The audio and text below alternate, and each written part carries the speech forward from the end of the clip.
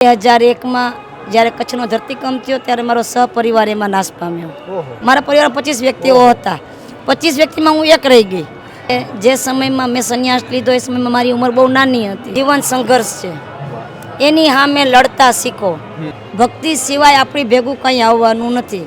આ જે માયા છે, સંસારનું ચક્ર છે, જીવન માટે થોડું કરવું પડે છે. ખાલી સંતોના ચરણની રજ શરીર ઉપર પડી જાય ને તો પણ કરોડો જન્મોના પાપ નાશ પામે. 365 દિવસમાં કોઈ પણ સમયે આ જગ્યા ઉપર કોઈ વ્યક્તિ ભૂખો ન હોઈ શકે.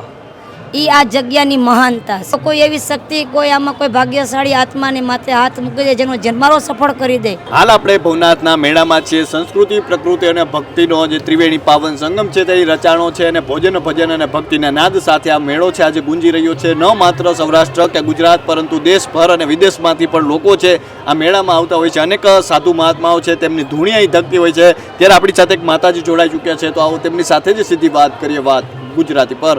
માતાજી, સૌપ્રથમ તો શું કહેશો કે આ ભવનાથના મેળા વિશે થોડું જાણવું છે અને આપના વિશે પણ થોડું જાણવું છે, તો શું કહેશો ભવનાથના મેળા વિશે? ઓમ નમો નારાયણ.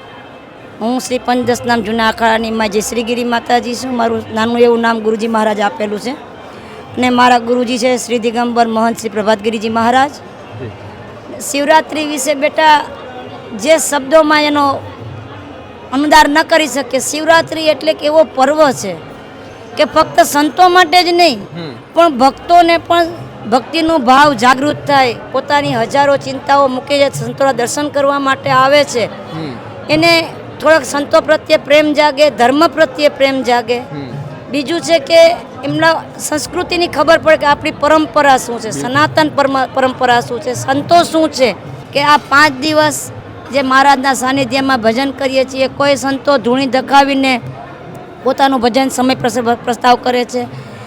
બીજું છે કે આમાં કોઈ અલૌકિક શક્તિ હોય આવરણ કરે છે જેને નિહાળવાની આપણી શક્તિ નથી. કદાચ એની દ્વારા એ લોકો આપણને જોઈ શકે છે પણ આપણે એ લોકોને જોઈ શકતા નથી. તો કોઈ એવી શક્તિ, કોઈ આમાં કોઈ ભાગ્યશાળી આત્માને માથે હાથ મૂકી દે જેનો જન્મારો સફળ કરી દે. બાકી સંતો તો ભજનના દ્વારા આશીર્વાદ આપતા જ હોય છે કે ભગવાન કલ્યાણ કરે, મહાદેવ. અને હું એક સાધુ તરીકે સર્વને એક એવા મનથી આશીર્વાદ આપો કે સર્વના પાપનો નાશ થાય, ધર્મનો ઉદય થાય અને ધર્મના પ્રત્યે સદૈવ એના દિલમાં આદર અનાદર રહે. બિલકુલ માતાજી, એ જાણવું છે કે શા માટે લોકો અહીં આવે છે? આટલા બધા લોકો, લાખોની સંખ્યામાં લોકો આવે છે. વિદેશથી પણ અમે જોયા અનેક લોકો આવ્યા છે. તો શું જોઈને આવે છે? શું લાગે છે આપને? અને એ સંતોના જ્યારે સાનિધ્યમાં આવે છે તો એમના જીવનમાં શું ફરક પડતો હોય છે? પહેલી વસ્તુ તો 99% માણસો એવું જોવા આવે છે કે આમાં ખરેખર ક્યાંક ભગવાન આવે છે. જે ભેખ છે એની અંદર ભગવાનની અનુમતિ કરે છે એટલે ભગવાનને જોવા આવે છે. ભેખને સાધુ સંતોના દર્શને આવે પણ એવો મનમાં આશ્રય લઈને આવે કોઈ એવી મૂર્તિ અમારા માથા ઉપર હાથ રાખી દે અને અમારો જન્મારો સફળ થઈ જાય. આવી આશાથી વધારે લોકો હેતુથી આવે છે. અને અહીંયા આવ્યા પછી જય ગિરનારી મૈયા, જય ગિરનારી. અહીંયા આવ્યા પછી માણસના પરિવર્તન એ આવે છે કે ખરેખર એવું જાય કે આ જીવનમાં અંતના સમયે ભક્તિ સિવાય આપણી ભેગું કંઈ આવવાનું નથી. આ જે માયા છે, સંસારનું ચક્ર છે, જીવન માટે થોડું કરવું પડે છે. બધાને અમારે કરવું પડે, તમારે કરવું પડે. પણ અહીંયા આવવાથી એક એવો ભાવ જાગે કે બધું કરવા સાથે ભક્તિ કરવી જરૂરી છે. જેમ દરેક માણસને પોતાનો શ્રમ કરવો પડે, શ્રમની સાથે પોતાનું જીવન ગુજાર કરવા માટે શ્રમ કરવો પડે, એવી રીતે આ જીવનનો ગુજાર કરવા માટે ભક્તિ જરૂરી છે. એવું માણસની અંદર એક એવો ભાવ જાગે. સંતોને જોયા પછી, સંતોનો દર્શન કર્યા પછી પણ એ લોકોને એવું થાય કે આપણે કંઈક વિભૂતિના દર્શન કર્યા. આવો પ્રેમ ભક્તોની અંદર જાગતો રહે. શિવરાત્રિના માહોલમાં આવ્યા પછી એક વસ્તુ છે કે બેટા ગિરનારી મહારાજની કૃપાથી સર્વ બધાનું કલ્યાણ થાય. પોતાના દુઃખ દરિદ્રથી ભગવાન હવને દૂર રાખે, બધાને જીવન સમૃદ્ધ આપે, તંદુરસ્ત આપે.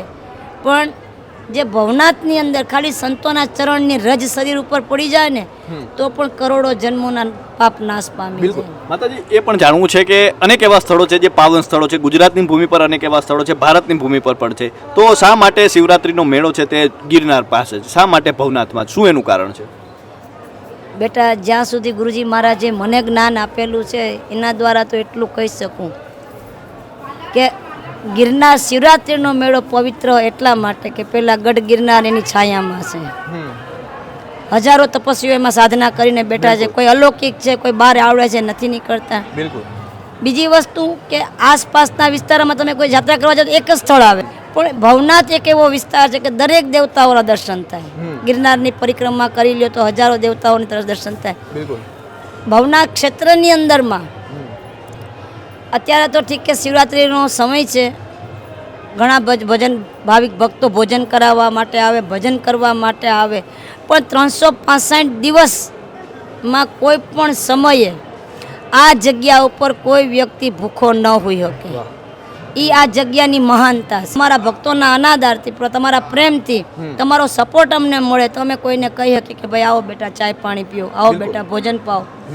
અને આ ભૂમિની અંદર અમુક વ્યક્તિઓ જે રોજગાર લઈને આવ્યા છે, એમની પાસે કંઈ હોય, એ લોકો આશા રાખે છે કે ભાઈ ભવનાથમાં ભૂખા નહીં રહે, ધંધો થાય કે ન થાય પણ ભૂખા નહીં રહીએ. એ આ ભવનાથ ભૂમિની મહાનતા છે. બિલકુલ. માતાજી, આમ જોઈએ તો આપના વિશે પણ થોડું જાણવું છે. આપ ભણેલા છો, આપ કઈ રીતે આ માર્ગ પર આવ્યા એના વિશે થોડું જણાવો. આપના પૂર્વાશ્રમ વિશે થોડું જણાવો. બેટા મારી ફકીરીને આમ તો 25 વર્ષ થઈ ગયા. 2001માં જ્યારે કચ્છનો ધરતીકંપ થયો ત્યારે મારો સહપરિવાર એમાં નાશ પામ્યો.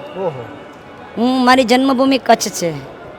મનમાં લાગી ગયું કે ભાઈ જે થયું, કદાચ એ લોકોની યારે મારો આટલો જ સંબંધ હતો, પૂરો થઈ ગયો.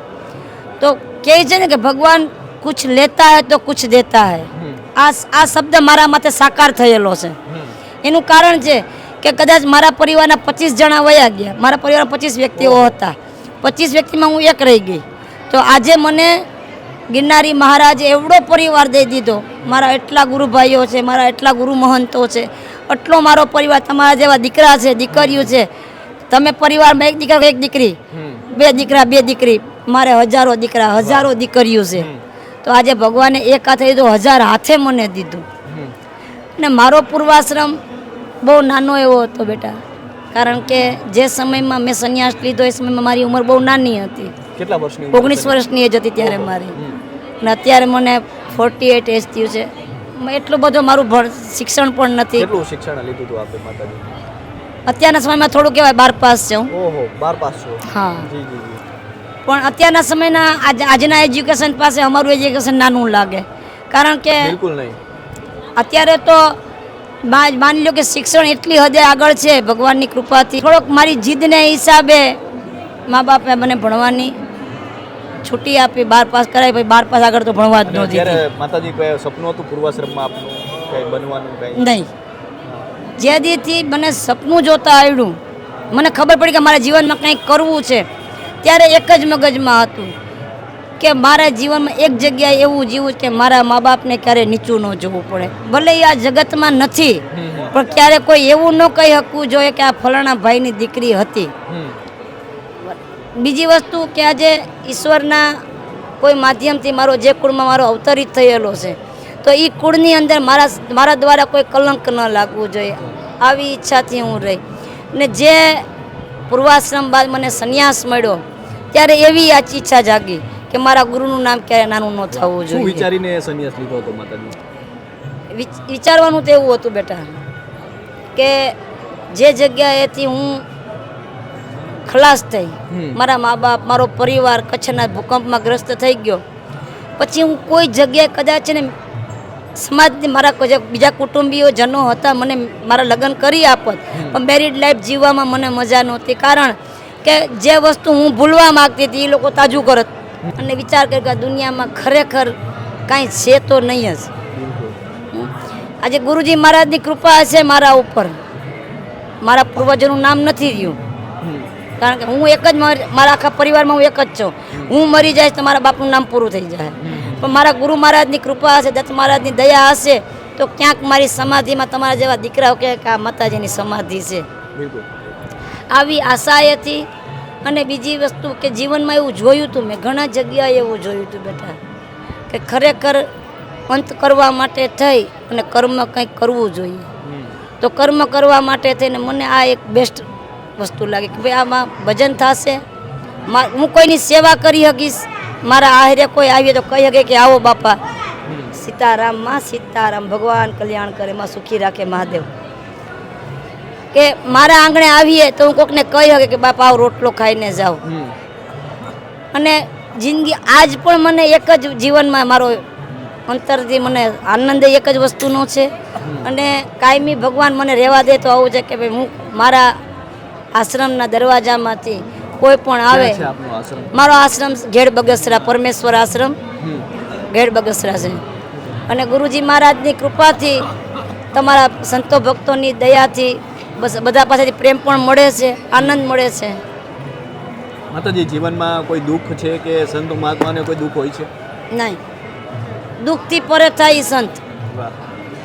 સંતને દુઃખ હોય જ નહીં. સંત હંમેશા સુખ આનંદમાં રહેતો જય ગિરનારી બેટા. દુઃખથી પરે થયા પછી તો આ રસ્તે આવ્યા છીએ. દુઃખને હા, કોઈ શરીર છે, પોતાના કર્મ હોય તો શરીરનું દુઃખ ભોગવવું પડે, બરાબર. બાકી ઝૂંપડીમાં આનંદ છે, દાલ રોટી મિલે. મારો એક જ બેટા, મારો મહામંત્ર મારા અંતરમાંથી છે કે આશ્રમ મઢીની અંદર કે જગતની અંદર હું નિરાશ નથી ને કોઈ આવે, હું ઉદાસ નથી ને કોઈ આવે તો નિરાશ નથી. મને મોજમાં હું જીવું એટલે ઉદાસ નથી. મારા આશરે કોઈ આવ્યું હે તો મારાથી જે બને એનાથી હું સેવા કરી શકું એટલે એ નિરાશ નથી. આમ અંતિમ પ્રશ્ન છે, અત્યારે માતાજી આપણે જો અનેક લોકો દુઃખમાં હોય છે, યુવાનો ખાસ કરીને નાની નાની વાતમાં ટેન્શનમાં આવી જાય છે, તો એમને શું કહેશો? અંતિમ પ્રશ્ન છે, યુવાનો જે અત્યારે જોઈએ આપણે. હા, ન્યૂ જનરેશન માટે થઈને બેટા હું એક જ શબ્દ કહીશ કે જીવન સંઘર્ષ છે, એની સામે લડતા શીખો. હારી વ્યસનના માર્ગે ચડી જવું કે કોઈ કમાર્ગે દોરાઈ જવું એ જુવાન માટે યોગ્ય નથી. સંઘર્ષ કરો, સંઘર્ષ કરીએ સમાધાન થાય. દરેક જીવનનો અંત સંઘર્ષ હારે એનું સમાધાન સારું જ આવે.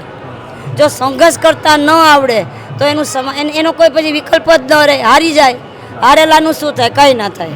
હારેલો વ્યક્તિ છેલ્લે કાં વ્યસનના માર્ગે ચડી જાય. તમારા દ્વારા મારા શબ્દોમાં હું એટલું કહીશ કે દરેક વ્યક્તિ સંઘર્ષ કરતા શીખો. સંઘર્ષ છે એ જીવનનો શ્રેય છે ને સંઘર્ષ કરનારને ભગવાન ક્યારેય પાછળ રાખતો નથી. જય ગિરનારી બેટા. તો જે રીતે માતાજીએ વાત કરીને એટલા માટે જ કદાચ લોકો છે તે અહીં આવતા હોય છે, ન માત્ર સૌરાષ્ટ્ર કે ગુજરાત પરંતુ દેશ અને વિશ્વભરમાંથી લોકો અહીં આવે છે. તેનું કારણ છે કે આવા સંતોનું સાનિધ્ય તમને મળી રહે છે અને આવા તો સંતોના ધૂણી ધકાવીને તમને એમના સાનિધ્યમાં બેસો તો પણ છે જીવન વિશે ઘણું જાણવા મળતું છે. અને સાથે જોઈએ તો આ ગિરનારી પવિત્ર ભૂમિ છે, ત્યાં પણ લોકો આવવા માટે જે કહી શકાય કે ઉત્સુકતા બતાવતા હોય છે. તો અત્યારે બસ આટલું જ. ફરી મળતા રહીશું વાત ગુજરાતી પર.